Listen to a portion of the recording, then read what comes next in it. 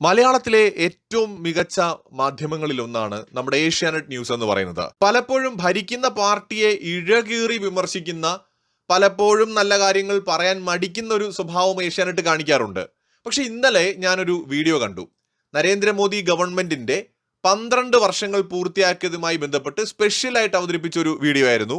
യൂട്യൂബിനകത്താണ് കണ്ടത്. അടിസ്ഥാന സൗകര്യ മേഖലകളിലെ മാറ്റത്തിന്റെ 12 വർഷം എന്നതായിരുന്നു ആ വീഡിയോയുടെ തലക്കെട്ട്. അതിന്റെ താഴെ വന്ന കമന്റ്സ് ആണ് പ്രേക്ഷകർ ഇപ്പോൾ കാണുന്നത്. പലരും ഞെട്ടൽ രേഖപ്പെടുത്തുകയാണ്. ആദ്യമായി ഒരു മലയാളം ചാനൽ സത്യം പറഞ്ഞു എന്ന് വരെ പലരും കമന്റ് എഴുതിയിട്ടുണ്ട്. എത്രയെത്ര വൻകിട പദ്ധതികൾ, 1 രൂപയുടെ അഴിമതി പോലും ചൂണ്ടിക്കാട്ടാനില്ല, അഭിമാനം മാത്രം എന്ന് കമന്റ് എഴുതിയിട്ടുള്ളവരുണ്ട്. 1964 മുതൽ ഭാരതം വായനയിലൂടെ, യാത്രയിലൂടെ അറിയാൻ ശ്രമിക്കുന്ന എനിക്ക് ഇതാ ഈ 73 എത്തിയപ്പോഴേക്കും എന്റെ രാജ്യം ഒരു അഭിമാനവും ഒരൽപ്പം അഹങ്കാരവുമായി തീർന്നു എന്ന് കമന്റ് എഴുതിയവരുണ്ട്. സത്യം വിളിച്ചു പറയുകയാണല്ലോ എന്ന് ചോദിക്കുന്നവരുണ്ട്. ഇതൊക്കെ ഇന്ത്യ മുന്നണി എങ്ങനെ സഹിക്കും എന്ന് അഭിപ്രായം പറഞ്ഞിരിക്കുന്നവരുണ്ട്. ഏഷ്യാനെറ്റ് തന്നെയാണോ ഇത് എന്ന് ചോദിക്കുന്നവരുമുണ്ട്. എന്തായാലും ഏഷ്യാനെറ്റ് വളരെ മികച്ച മാധ്യമങ്ങളിൽ ഒന്നാണ്. പലപ്പോഴും BJPയോട് അങ്ങനെ അനുഭാവപൂർവ്വം പ്രതികരിക്കുന്നതായിട്ട് ഇന്നേ വരെ കണ്ടിട്ടില്ല. BJP എല്ലായ്പ്പോഴും വിമർശിക്കുന്നതിൽ മറ്റേതൊരു മാധ്യമത്തെക്കാളും മുന്നിലുള്ള ഒരു മാധ്യമം തന്നെയാണ് ഏഷ്യാനെറ്റ് എന്ന് തോന്നിയിട്ടുണ്ട്. പക്ഷെ എന്തോ നിഷ്പക്ഷ മാധ്യമം എന്ന് പറയുമ്പോൾ പെട്ടെന്ന് ഓർമ്മ വരുന്ന 2-3 മാധ്യമങ്ങളിൽ ഒന്ന് ഏഷ്യാനെറ്റാണ് ഇപ്പോഴും. അപ്പോൾ ഏഷ്യാനെറ്റിൽ ഇങ്ങനെ ഒരു വാർത്ത വരണമെന്നുണ്ടെങ്കിൽ ഞാൻ ആലോചിച്ചത്, അത്രമാത്രം നിഷേധിക്കാനാകാത്ത വിധം വികസന പ്രവർത്തനങ്ങൾ, കണ്ടില്ലെന്ന് നടിക്കാൻ കഴിയാത്ത വിധം വികസന പ്രവർത്തനങ്ങൾ മോദി ഗവൺമെന്റ് ഇവിടെ നടത്തിയിട്ടുണ്ട്. മാധ്യമങ്ങൾ ജനാധിപത്യ രാജ്യത്ത് ജനങ്ങളുടെ ശബ്ദമായിട്ട് മാറാറാണ് പതിവ്. ഒരു പ്രതിപക്ഷത്തിന്റെ ജോലിയാണ് പലപ്പോഴും മാധ്യമങ്ങൾ ചെയ്യുന്നത്. ഞാൻ ഈ പറയുന്നത് നിഷ്പക്ഷ മാധ്യമങ്ങളെയാണ്. അല്ലാതെ അജണ്ടകളുള്ള മാധ്യമങ്ങളുമുണ്ട്. നമ്മൾ അവരെ ഇതിലേക്ക് വലിച്ചഴിക്കുന്നില്ല. നിഷ്പക്ഷ മാധ്യമങ്ങൾ എപ്പോഴും പ്രതിപക്ഷത്തെക്കാൾ രൂക്ഷമായിട്ട് ഭരണകക്ഷിയെ എതിർക്കാൻ ശ്രമിക്കും, സത്യങ്ങൾ പറയാൻ മടിക്കും.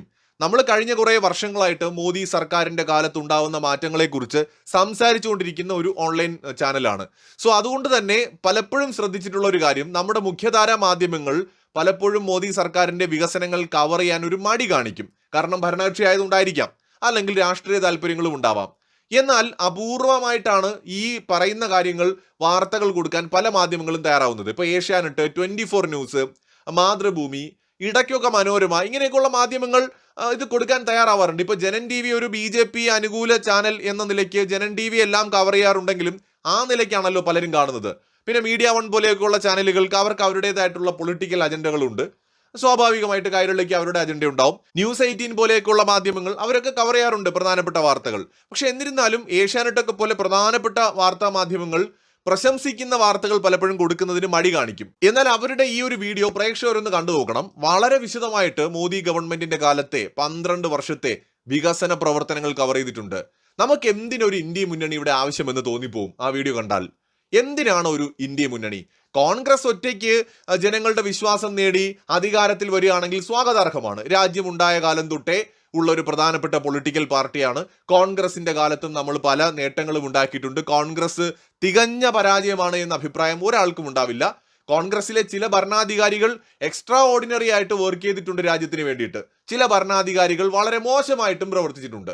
ഇപ്പോൾ നമുക്കറിയാവുന്ന പോലെ ഇന്ദിരാഗാന്ധിയുടെ ഭരണത്ത് ഒരുപാട് നേട്ടം നമുക്കുണ്ടായിട്ടുണ്ട്. ലാൽ ബഹദൂർ ശാസ്ത്രി ഒരുപാട് സുപ്രധാനപ്പെട്ട തീരുമാനങ്ങൾ എടുത്തിട്ടുണ്ട്.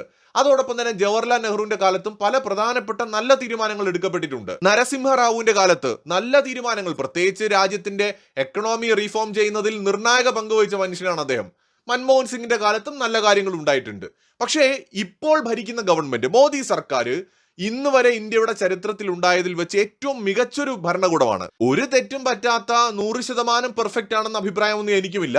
ഒരുപാട് കാര്യങ്ങളിൽ ഇനിയും മോദി സർക്കാർ മെച്ചപ്പെടേണ്ടതുണ്ട് എന്ന അഭിപ്രായമുണ്ട്. പക്ഷെ അത് പറയുമ്പോൾ തന്നെ ഇതുവരെ നമ്മുടെ രാജ്യം കണ്ടിട്ടുള്ളതിൽ വെച്ച് വളരെയധികം വിഷനുള്ള ഒരു ഭരണകൂടമാണ് മോദി ഭരണകൂടം. എന്ന് മാത്രമല്ല, രാജ്യത്തിന്റെ അടിസ്ഥാന സൗകര്യ മേഖലയിൽ മോദി സർക്കാർ നടപ്പിലാക്കിയ അത്രയും വികസനം ഇന്നേ വരെ ഒരു ഭരണകൂടത്തിനും കഴിഞ്ഞിട്ടില്ല. തുടർച്ചയായി രാജ്യം ഭരിച്ചവരാണല്ലോ നെഹ്റുവിന്റെ കാലത്ത്, ഇന്ദിരാഗാന്ധിയുടെ കാലത്ത്. ഒരു ഭരണാധികാരിക്കും, ഈവൻ 10 കൊല്ലം മൻമോഹൻ സിംഗും ഭരിച്ചു. ഈ ഒരു ഭരണാധികാരിക്കും കഴിയാത്തത് മോദിയുടെ കാലത്ത് ഇന്ത്യയിൽ കഴിഞ്ഞു എന്നത് നമുക്ക് നിഷേധിക്കാൻ കഴിയുമോ? നിങ്ങൾ പ്രേക്ഷകരോടാണ്, മോദിയെ എതിർക്കുന്നവരും ചിലപ്പോൾ ഈ വീഡിയോ കാണുന്നുണ്ടാവും. നമ്മുടെ നാഷണൽ ഹൈവേയിലോട്ടൊന്ന് ഇറങ്ങി നോക്കൂ. നാഷണൽ ഹൈവേ എന്ന് പറയുന്നത് 2014 ഉണ്ടാക്കേണ്ട ഒരു സാധനമായിരുന്നു എന്ന് ഇപ്പോഴും നിങ്ങൾ വിശ്വസിക്കുന്നുണ്ടോ? ചൈനയൊക്കെ കുറിച്ച് നമ്മൾ വാചാലരാകാറുണ്ട്, ചൈനയിലെ റോഡുകളെ കുറിച്ച്. 2014 മുന്നേ എത്രയോ കോൺഗ്രസ് ഗവൺമെന്റുകൾ ഭരിച്ചതാണ്. അവർക്ക് തോന്നിയോ രാജ്യത്തെ നഗരങ്ങൾ തമ്മിൽ, സ്റ്റേറ്റുകൾ തമ്മിൽ ഇന്റർനാഷണൽ സ്റ്റാൻഡേർഡ് ഉള്ള ഒരു കണക്ടിവിറ്റി വേണമെന്ന് അവർക്ക് തോന്നിയോ? നല്ല മെജോറിറ്റി ഉണ്ടായിരുന്ന ഭരണകൂടങ്ങളൊക്കെ ഇന്ത്യയിൽ ഉണ്ടായിട്ടില്ലേ? അവർക്ക് ആർക്കും അത് തോന്നിയില്ല. ഒരു മോദി വരേണ്ടി വന്നു എന്നതാണ് നമ്മൾ മനസ്സിലാക്കേണ്ടത്. നമ്മുടെ രാജ്യത്ത് വിഴിഞ്ഞം പോർട്ട് എത്രയും പ്രധാനപ്പെട്ട ഒരു പോർട്ടായിരുന്നു. അത് മോദി വന്നതിന് ശേഷം ഉണ്ടാവേണ്ട ഒന്നായിരുന്നോ? അതൊക്കെ മോദി അധികാരത്തിൽ വരുന്ന 2014 ഏതാണ്ട് ഒരു 20-30 വർഷം മുമ്പ് വരേണ്ടതാണ്. അന്നത് വന്നിരുന്നെങ്കിൽ ഇന്നൊരു പക്ഷേ ചൈനയ്ക്ക് കിട്ടിയിട്ടുള്ള പല നേട്ടങ്ങളും ഇന്ത്യയിലോട്ട് വന്നനെ. അപ്പൊ ഇന്ത്യൻ ഭരണാധികാരികൾക്ക് പലപ്പോഴും വിഷൻ ഇല്ലാതെ പോയി. അന്നന്നത്തെ കാര്യങ്ങളെക്കുറിച്ച് ചിന്തിച്ചു, അല്ലെങ്കിൽ പരിമിതമായി മാത്രം. എനിക്കിപ്പോഴും ഓർമ്മയുണ്ട്, നമ്മുടെ ചിദംബരം പാർലമെന്റിൽ നമ്മുടെ ഈ ഡിജിറ്റൽ പേയ്മെന്റ് സിസ്റ്റത്തിനെ കുറിച്ച് പറഞ്ഞപ്പോൾ പ്രതിപക്ഷത്തിനെ പരിഹസിച്ചുകൊണ്ട് പറഞ്ഞത്, നാട്ടിലുള്ള എല്ലാ പച്ചക്കറി കടക്കാരും മീൻ കച്ചവടം നടത്തുന്നവരും അല്ലെങ്കിൽ പ്രായമായ മുത്തശ്ശിമാരും മുത്തശ്ശന്മാരും ഒക്കെ കയ്യിൽ എപ്പോഴും മറ്റേ കാർഡ് ഉരയ്ക്കുന്ന മെഷീനും കൊണ്ട് നടക്കുമോ? അവർക്ക് ഇലക്ട്രിസിറ്റി എവിടെ നിന്ന് കിട്ടും? അവരെവിടെ അത് കറണ്ടിൽ പ്ലഗ് ചെയ്യും എന്നൊക്കെ ചോദിച്ചിട്ട് പരിഹസിക്കുന്ന ചിദംബരം നമ്മുടെ രാജ്യത്തിലെ വളരെ, ഇവിടെ പലരുടെയും ഭാഷയിൽ പറഞ്ഞാൽ വളരെ എഡ്യൂക്കേറ്റഡ് ആയിട്ടുള്ള മനുഷ്യനാണല്ലോ. എനിക്ക് തോന്നുന്നു അദ്ദേഹം വിദേശത്തെ ഏതോ യൂണിവേഴ്സിറ്റിയിൽ നിന്ന് MBAയും പിന്നെ LLBയും BSCയും ഒക്കെ എടുത്തിട്ടുള്ള ആളാണ്. വളരെ ഉയർന്ന വിദ്യാഭ്യാസ യോഗ്യതയുള്ള മനുഷ്യനാണ്. പാർലമെന്റിൽ നിന്നുകൊണ്ട് അന്നത്തെ പ്രതിപക്ഷ അംഗങ്ങളെയൊക്കെ പരിഹസിച്ചത്. പക്ഷേ പലരും പറയുന്ന ചായക്കടക്കാരൻ വിദ്യാഭ്യാസ യോഗ്യതയിൽ ചിദംബരവുമായി താരതമ്യപ്പെടുത്തുമ്പോൾ വളരെ പുറകിൽ നിൽക്കുന്നു എന്ന് പറഞ്ഞ് ഇന്നും പലരും കളിയാക്കുന്ന ഒരു മോദി, ഒരു നരേന്ദ്രൻ വന്നിട്ട് ചിദംബരം എന്ന് പറയുന്ന MBA കാരനായിട്ടുള്ള സോ കോൾഡ് എഡ്യൂക്കേറ്റഡ് ആയിട്ടുള്ള മനുഷ്യന് കാണിച്ചു കൊടുത്തു എങ്ങനെയാണ് പച്ചക്കറി കടയിലും എങ്ങനെയാണ് മീൻ കച്ചവടക്കാരുമൊക്കെ ഡിജിറ്റൽ പേയ്മെന്റ് നടത്തുന്നത് എന്ന്. വെറും ഒരു QR കോഡ്, ഒരു പേപ്പർ ഫോട്ടോ എടുത്ത് ഒട്ടിച്ചു വെച്ചിട്ട് അവരവിടെ ഇരുന്നാൽ മതി, അവരുടെ അക്കൗണ്ടിലേക്ക് പൈസ വരും. എങ്ങനെയാണ്? UPI എന്ന് പറയുന്ന മോസ്റ്റ് അഡ്വാൻസ്ഡ് സിസ്റ്റത്തിലൂടെ ലോകത്തിലെ തന്നെ ഏറ്റവും മികച്ച പേയ്മെന്റ് സംവിധാനം നിർമ്മിച്ചുകൊണ്ടാണ് ഇന്ത്യ ഈ ഒരു പ്രശ്നത്തിന് പരിഹാരം കണ്ടെത്തിയത്. എങ്ങനെ സാധിച്ചു? അതാണ് വിഷൻ എന്ന് പറയുന്നത്. അപ്പൊ അങ്ങനെ വിഷൻ ഉള്ള ഒരു മനുഷ്യൻ, അങ്ങനത്തെ ഒരാൾ ഇന്ത്യയുടെ പ്രധാനമന്ത്രി ആയപ്പോഴാണ് അസാധ്യമെന്ന് തോന്നിയ പലതും നമുക്കിന്ന് സാധ്യമാവുന്നത്. ഇന്ന് ഇന്ത്യ ലോകത്തിലെ പ്രധാനപ്പെട്ട ശക്തികളിൽ ഒന്നായി ഈ രൂപത്തിൽ വളർന്നതിൽ ഇന്ത്യയുടെ പ്രധാനമന്ത്രി ആയിട്ടുള്ള നരേന്ദ്രമോദി എന്ന് പറയുന്ന മനുഷ്യനും അദ്ദേഹത്തിന്റെ സ്വപ്നങ്ങളും വലിയൊരു പങ്ക് വഹിച്ചിട്ടുണ്ട്. അദ്ദേഹം കണ്ട സ്വപ്നങ്ങൾ ഒന്നൊന്നായിട്ട് എത്തിപ്പിടിക്കാൻ അദ്ദേഹം സൃഷ്ടിച്ച ഒരു ടീം ഇന്ന് ഇന്ത്യക്കുണ്ട്. ആ ടീം അതിനുവേണ്ടി അഘോരാത്രം പണിയെടുക്കുകയാണ്.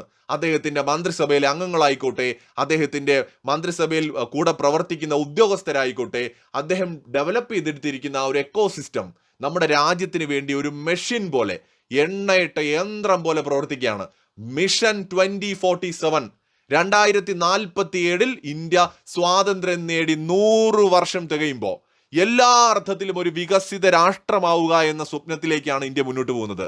അതിനു വേണ്ടിയിട്ട് നടത്തിക്കൊണ്ടിരിക്കുന്ന വികസന പ്രവർത്തനങ്ങളാണ് നമ്മൾ കാണുന്നത്.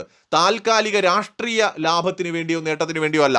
ഇന്നിവിടെ നടത്തുന്ന പല വികസന പ്രവർത്തനങ്ങളുടെയും റിസൾട്ട് ചിലപ്പോൾ 5, 10, 15 വർഷം കഴിഞ്ഞിട്ടായിരിക്കും രാജ്യത്തിന് യഥാർത്ഥത്തിൽ കിട്ടി തുടങ്ങാൻ പോകുന്നത്. ഇപ്പൊ നമ്മൾ കാണുന്ന അതിന്റെ വെറും സാമ്പിളൊക്കെ മാത്രമാണ്. അപ്പൊ അതുകൊണ്ട് അത്രമാത്രം വികസനവും വിഷനുമുള്ള ഒരു ഭരണകൂടമാണ് ഇന്നിരിക്കുന്നത്. ഇവരെ മാറ്റിയിട്ടാണോ ഇന്ത്യ മുന്നണി, ഇപ്പൊ ഇന്നലെ ചർച്ച നടത്തിയല്ലോ, ഇന്ത്യ മുന്നണി ഇരുന്നിട്ട് എന്തെങ്കിലും ഒരു തീരുമാനമായോ? അധികാരമോഹികളോ അധികാരം നഷ്ടപ്പെട്ടവരോ ആയിട്ടുള്ള കുറെ കുടുംബ പാർട്ടികളുടെ ഒരു യോഗം മാത്രമായിട്ട് ഇന്ത്യ മുന്നണി മാറുകയാണ്. നോക്കൂ, കോൺഗ്രസിന് നട്ടെല്ലുണ്ടെങ്കിൽ, കോൺഗ്രസിന് തൻ്റെ ഇടവും കഴിവുമുണ്ടെങ്കിൽ, ജനാധിപത്യത്തിൽ വിശ്വാസമുണ്ടെങ്കിൽ കോൺഗ്രസ് ചെയ്യേണ്ടത് ഈ നാട്ടിലെ ജനങ്ങളുടെ എല്ലാ വിശ്വാസവും ആർജിച്ച് തെരഞ്ഞെടുപ്പിനെ നേരിട്ട് അധികാരത്തിൽ വരിക എന്നതാണ്. അങ്ങനെ വന്നാൽ നമുക്കത് സ്വീകാര്യമാണ്. അല്ലാതെ ഇന്ത്യ മുന്നണിയുടെ പോലത്തെ ഒരു മുന്നണി നമ്മുടെ രാജ്യത്തിന് ആവശ്യം പോലുമില്ല. കാരണം വളരെ മികച്ചൊരു ഭരണകൂടമാണ് ഇപ്പോൾ ഇരിക്കുന്നത് എന്ന് നരേന്ദ്രമോദി ഗവൺമെന്റിനെ ഏറ്റവും അധികം വിമർശിക്കുന്ന കേരളത്തിലെ ഏറ്റവും പ്രധാനപ്പെട്ട മാധ്യമത്തിന് പോലും പറയേണ്ടി വന്നുവെങ്കിൽ എത്ര മികച്ച ഭരണമായിരിക്കും രാജ്യം കാണുന്നതെന്ന് ആലോചിക്കൂ. കുഴപ്പങ്ങളില്ല എന്നല്ല ഞാൻ പറയുന്നത്, തിരുത്തേണ്ട കാര്യങ്ങൾ ഇനിയുമുണ്ട്. ഒരു മനുഷ്യനും ഒരു സിസ്റ്റവും 100% പെർഫെക്റ്റ് അല്ല. ഈ സൃഷ്ടി നടത്തിയത് ഒരു ദൈവമാണെങ്കിൽ ആ ദൈവത്തിന് പോലും സൃഷ്ടിയിൽ പല വീഴ്ചകളും പറ്റിയിട്ടുണ്ടെന്ന് നമ്മുടെ ചുറ്റിനും കാണാം. അപ്പോൾ ഒന്നും കംപ്ലീറ്റ് അല്ല ഈ പ്രപഞ്ചത്തിൽ. പലതിലും എല്ലാത്തിലും ഒരുപാട് നന്മകൾ ഉള്ളപ്പോൾ തന്നെ കുഴപ്പങ്ങൾ ഉണ്ടാവും. ഒരു മനുഷ്യനെ എടുത്താലും, എത്ര നല്ല മനുഷ്യനെ എടുത്താലും ആ മനുഷ്യനൊരു നെഗറ്റീവ് സൈഡ് കൂടി ഉണ്ടാവും. ചില കുറ്റങ്ങളും കുറവുകളൊക്കെ ഉണ്ടാവും, ചില വീക്ക്നെസ്സുകൾ ഉണ്ടാവും. അപ്പോൾ ഒന്നും പെർഫെക്റ്റ് അല്ല. മോദി സർക്കാരിലും ചില കുറവുകളൊക്കെ ഉണ്ടാവും. പക്ഷേ ഏറ്റവും മികച്ച ഭരണത്തെ ഇന്ന് നമ്മുടെ രാജ്യത്തെ ജനങ്ങൾക്ക് നൽകാൻ അവർക്ക് കഴിയുന്നുണ്ട് എന്നതൊരു ചെറിയ കാര്യമല്ല. കോൺഗ്രസ് ഗവൺമെന്റ് ഒക്കെ മനസ്സിലാക്കേണ്ട ഒരു കാര്യം, ഇപ്പൊ കേരളത്തില് LDFനെതിരായിട്ടുള്ള ഒരു ജനവിരുദ്ധ വികാരം ഉള്ളപ്പോൾ പോലും രാഹുൽ ഗാന്ധി വന്നിട്ട് സ്ത്രീകൾക്ക് സൗജന്യ യാത്ര എന്ന് പറയുന്ന ഒരു സംവിധാനം ഓഫർ ചെയ്യുന്നു. എന്താവശ്യമാണ് അതുണ്ടായിരുന്നത്?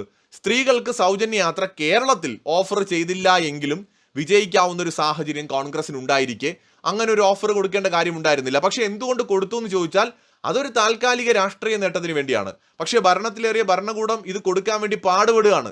എല്ലാ സർവീസിലും അതിപ്പോൾ കൊടുക്കാൻ പറ്റില്ല, ഓർഡിനറിയിൽ മാത്രമായിട്ട് ലിമിറ്റ് ചെയ്യേണ്ടി വരും. അത് കഴിഞ്ഞാൽ കുറച്ചുനാൾ കഴിയുമ്പോൾ ചിലപ്പോൾ നിർത്തേണ്ടി വരും. അതൊക്കെ മാറ്റി വെച്ചിട്ട് ഒരു ലോങ് വിഷനോട് കൂടിയിട്ട് അവർ പ്രവർത്തിക്കുകയാണെങ്കിൽ ഒരുപക്ഷെ ഇന്ത്യൻ രാഷ്ട്രീയത്തിൽ ഇനിയും കോൺഗ്രസിനോ ഒരു പ്രതിപക്ഷ പാർട്ടിക്കോ അധികാരത്തിൽ വരാം.